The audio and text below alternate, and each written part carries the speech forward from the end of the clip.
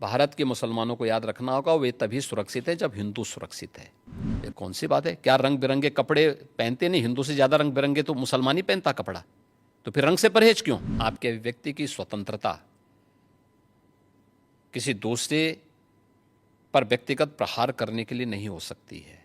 उत्तर प्रदेश के मुख्यमंत्री सीएम योगी आदित्यनाथ ने स्मिता प्रकाश के साथ एएनआई पॉडकास्ट में बातचीत की। इस इंटरव्यू में उन्होंने यूपी में मुस्लिमों की सुरक्षा, संभल विवाद, महाकुंभ भगदड़ से लेकर कुणाल कामरा के विवाद जैसी कई अहम मुद्दों पर 1 घंटे 16 मिनट की चर्चा की। लेकिन इस इंटरव्यू की 5 बड़ी बातें कौन सी रही, आइए हम आपको बताते हैं। नमस्कार, मेरा नाम है साक्षी भारद्वाज और आप देख रहे हैं लोकमत हिंदी।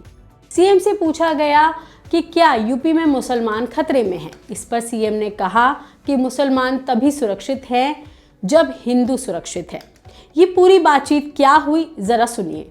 इसीलिए कहते हैं ना कि मुसलमान खतरे में है, जो ओवैसी कहते हैं आपके राज्य में, क्योंकि जो ट्रेडिशन चलते आए हैं आप उनको हटाना चाहते हैं। जो उनके जिनके लिए वो पूजनीय समझते हैं आप उनको कह रहे हैं कि वो गद्दार हैं, उनको हटाना चाहते हैं आप।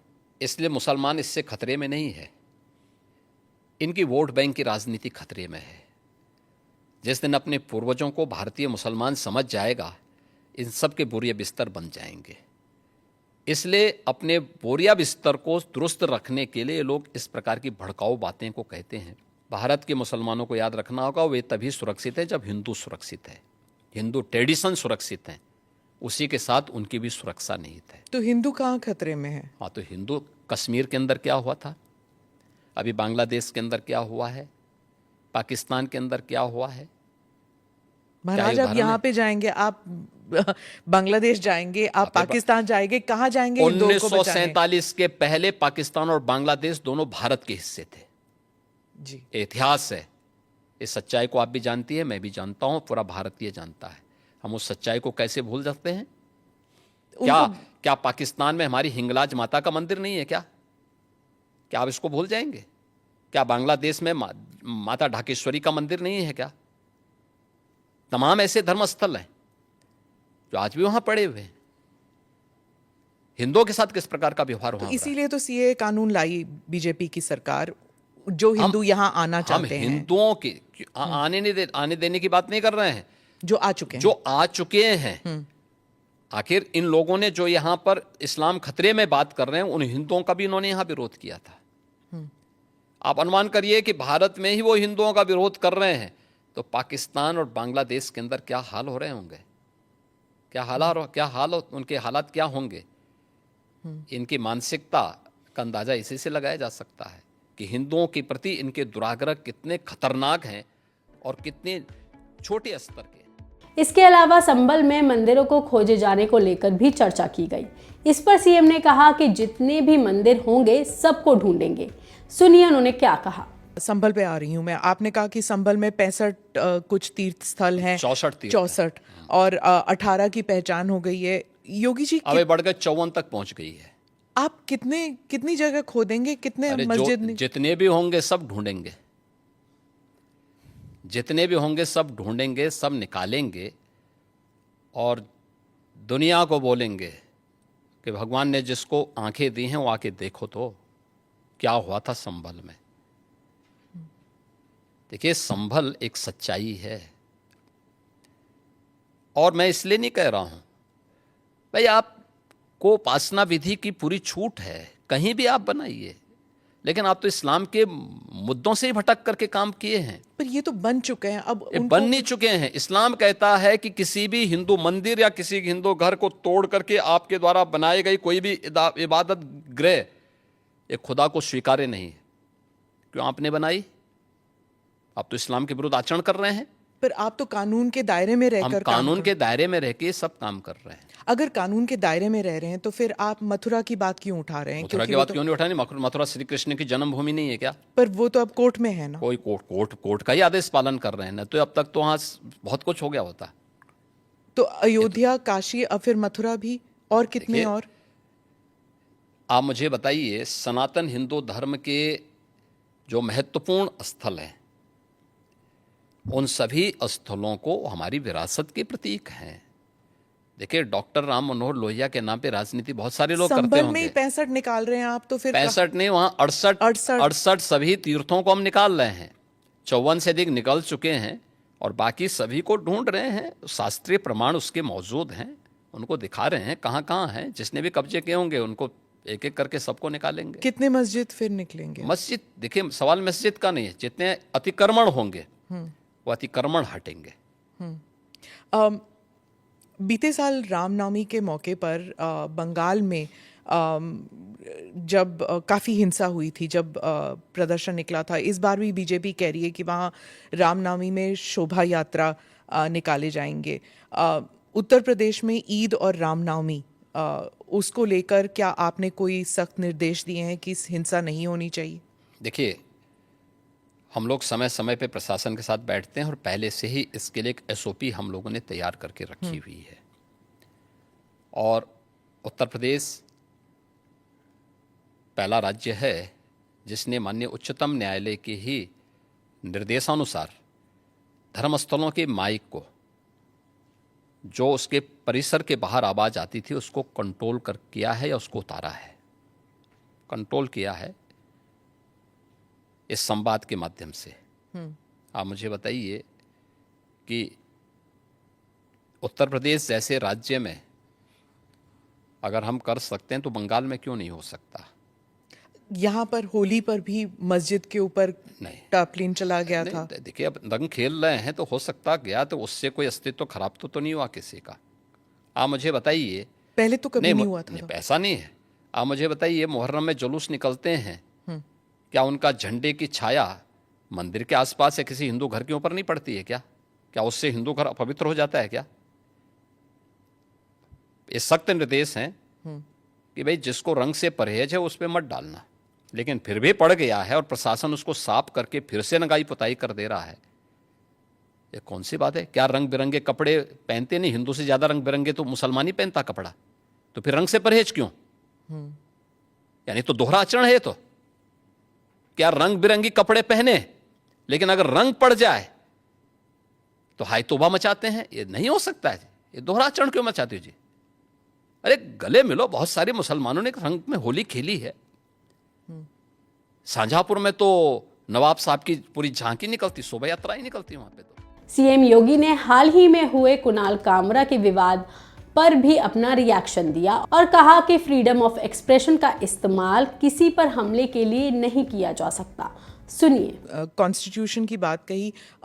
हाल ही में एक्चुअली कल ही हुआ था कि एक कॉमेडियन जो हैं महाराष्ट्र में, उन्होंने संविधान को दिखाया और कहा इस संविधान से मुझे अभिव्यक्ति की आज़ादी मिलती है, मैं कुछ भी कह सकता हूँ। अभिव्यक्ति की आज़ादी कानून के दायरे में, संवैधानिक मूल्यों के दायरे में होना चाहिए और उसी दायरे में अभिव्यक्ति की स्वतंत्रता है। आपकी अभिव्यक्ति की स्वतंत्रता किसी दूसरे पर व्यक्तिगत प्रहार करने के लिए नहीं हो सकती है। दुर्भाग्य है कि कुछ लोगों ने देश का चीरहरण करना, विभाजन की खाई को और चौड़ी करने के लिए इस अभिव्यक्ति की स्वतंत्रता को अपना जन्मसिद्ध अधिकार मान लिया है।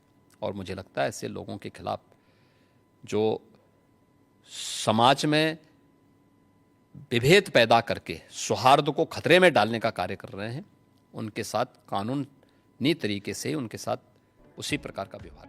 वहीं महाकुंभ में हुई भगदड़ और उसकी जांच में अभी तक क्या तथ्य सामने आए हैं, सीएम से इस पर भी सवाल पूछा गया, जिस पर उन्होंने क्या बताया, जरा सुनिए। जो हादसा हुआ था महाकुंभ के दौरान, कुछ लोगों की मृत्यु भी हुई थी, आपने जांच बिठाई थी, उसके बारे में कुछ अपडेट बताएंगे? देखिए, वह एक जुडिशल कमीशन है और उसमें माननीय उच्च न्यायालय ने भी और सुप्रीम कोर्ट ने भी जो उसके बारे में डायरेक्शन दिए थे उसके अनुसार वो अपना काम कर रहा है। हमने 1 महीने का समय दिया था, माननीय उच्च न्यायालय ने कहा कि नहीं, 1 महीने नहीं, इसको कुछ और समय दे करके उसका विस्तार देकर कुछ उन्होंने नए चीज़ें उसके साथ जोड़ी हैं, तो उसके अनुसार वो कार्य कर रहा है। और उन सभी तथ्यों को लेकर के जो राज्य सरकार ने उसके लिए तय किए थे और माननीय न्यायालय ने जो उसके बारे में उसका थोड़ा विस्तार दिया है, इसको लेकर के वो अपना कार्य कर रहे हैं। उसमें सभी पक्षों से वो बातचीत भी कर रहे हैं, बयान ले रहे हैं, साक्ष्य कलेक्ट कर रहे हैं और फिर उसके बाद जो भी फाइंडिंग आएगी तो उसकी रिपोर्ट वे लोग देंगे, तो फिर इस पे हम लोग आगे कार्रवाई करेंगे। ममता बनर्जी ने कहा कि प्रबंध सही नहीं थे, उन्होंने मृत्यु कुंभ कहा। इसके बारे में मैंने कहा ना, जिसकी जैसी दृष्टि होगी। मैं कहता हूँ बंगाल के प्रतिदिन 13 जनवरी से लेकर के और 26 फरवरी तक 50,000 से 1 लाख श्रद्धालु पर डे वहाँ से आता था प्रयागराज में, और वो स्वाभाविक रूप से इस भीड़ को देख करके वेस्ट बंगाल की सरकार स्वयं घबरा गई, क्योंकि उनके रेलवे स्टेशन, उनके एयरपोर्ट पर हर कोई प्रयागराज आने के लिए उतावला था। लेकिन चाहे वह वेस्ट बंगाल की गवर्नमेंट ने, चाहे वह कांग्रेस ने, आरजेडी ने या समाजवादी पार्टी ने महाकुंभ के बारे में जो भी बात कही है, वो उनके तुष्टीकरण की पराकाष्ठा का उदाहरण है, भारत की आस्था का अपमान करने का एक उदाहरण है। लेकिन महाकुंभ ने साबित किया है कि नहीं, वह मृत्युंजय महाकुंभ था, और महाकुंभ में जो भी आया अभिभूत होकर के गया। मृत्युंजय महाकुंभ। मृत्युंजय महाकुंभ। इन सबके अलावा औरंगजेब कंट्रोवर्सी पर भी सीएम ने अपने योगी स्टाइल में जवाब दिया। जरा सुन लीजिए। योगी जी, आपने डबल इंजन सरकार का जिक्र किया। अखिलेश जी कहते हैं डबल इंजन क्या, अब तो इंजन एक दूसरे को नमस्ते तक नहीं करती। हाँ, देखिए, ये उनके संस्कार थे। हमारे यहाँ हम विरासत को सम्मान दे करके अपनी वर्तमान लीडरशिप को भी सम्मान करते हैं और अपने पूर्वजों के प्रति भी सम्मान का भाव रखते हैं। लेकिन जिनके आदर्श औरंगजेब हों तो उनका आचरण भी उसी प्रकार का जरूर होगा, और लोगों ने देखा भी अपनी आंखों से। आप क्यों कहते हैं कि उनका औरंगजेब उनके लिए आदर्श हैं? क्योंकि वो औरंगजेब को महिमा मंडित कर रहे हैं। वे सब लोग उस कैटेगरी में खड़े हो चुके हैं। उनके नेताओं ने मुंबई से लेकर के लखनऊ तक, ये सभी लोग तो महिमा मंडन करने वाले लोग हैं। तो जिनका जैसा आदर्श होगा तो वैसे ही उनका स्वयं का चरित्र भी होगा। यही तो हमारी संस्कृति भी कहती है, शिवो भूत्वा शिवम यजेत। तो जो जिसकी पूजा करेगा उस जैसा ही बनता है। हम राम को आदर्श मानते हैं, कृष्ण को आदर्श मानते हैं, शिव को आदर्श मानते हैं, उनकी पूजा करते हैं, तो स्वाभाविक रूप से उनके अच्छे गुण भी हमारे अंदर उनकी कृपा से समाहित होते हैं। जो औरंगजेब को, बाबर को अपना आदर्श मानता होगा तो उन जैसे गुण भी उनके अंदर देखने को मिलेंगे, और ये आचरण लोगों ने अपनी आंखों से देखा भी है और आगे भी देखेंगे। वो कहते हैं आपको हिस्ट्री के बारे में कुछ पता नहीं है। राणा संगा के बारे में उन्होंने कहा कि वो थे जिन्होंने बाबर को न्योता दिया था। आप जानते नहीं हैं अपनी विरासत के बारे में। हिस्ट्री ये लोग जानते हैं। हिस्ट्री यही लोग जानते हैं जो जिन्ना को महिमा मंडित करते हैं। हमें याद है, इसी उत्तर प्रदेश में हम लोग लौह पुरुष सरदार वल्लभ भाई पटेल की unity, run up for unity के कार्यक्रम के साथ जुड़ रहे थे। हमने पूरे प्रदेशवासियों को इसके लिए आमंत्रित किया था। सरकार भी थी, भारतीय जनता पार्टी भी थी, सभी दलों को हमने आमंत्रित किया था। एक तरफ सरदार वल्लभ भाई पटेल जो भारत की एकता के आदर्श हैं, भारत की एकात्मता के शिल्पी हैं, हम उनके प्रति श्रद्धा का भाव व्यक्त कर रहे थे, और ये लोग जिन्ना को महिमा मंडन कर रहे थे। तो ये वही कैटेगरी है, ये वही ब्रीड है जो बाबर से लेकर के औरंगजेब तक और जिन्ना तक को महिमा मंडन करते हैं। तो देश के प्रति इनके भाव क्या होंगे, भारत की विरासत के प्रति इनके भाव क्या होंगे, भारत के महापुरुषों के प्रति क्या इनके भाव क्या होंगे, ये अंदाज़ा इसी से लगाया जा सकता है। और ये लोग अवसरवादी भी हैं, इनको पलटी मारने में कोई देर नहीं लगेगी।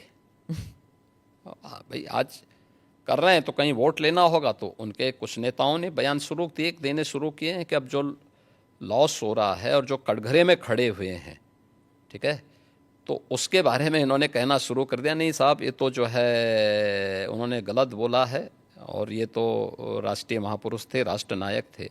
राणा सांगा के इतिहास को अगर इन्होंने पढ़ा होता, वो महान योद्धा जिसके शरीर के घाव इस बात को बताते थे कि इन्होंने भारत की धर्म और संस्कृति को बचाने के लिए उस समय किस प्रकार के पराक्रम का परिचय दिया था। ये महाराणा प्रताप, महाराणा सांगा, छत्रपति शिवाजी महाराज और गुरु गोविंद सिंह के बारे में ये लोग बताएंगे? इतिहास के बारे में लोग क्या जानते हैं?